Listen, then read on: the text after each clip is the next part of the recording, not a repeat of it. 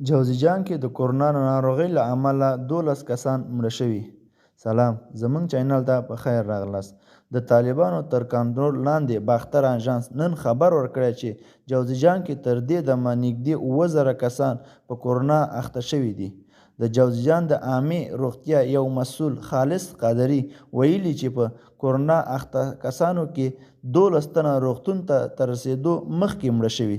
تر دې مخکې په کندهار، هلمند، زابل او څو نورو ولایتونو کې سلګونه کسان په کورونا اخته شوي او سلګونه کسان نور مړه شوي دي.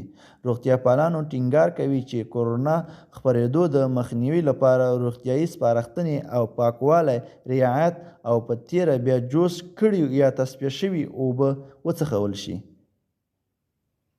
دا وه زموږ چمتو شوې ویډیو. تر بلې ویډیو ښې چارې.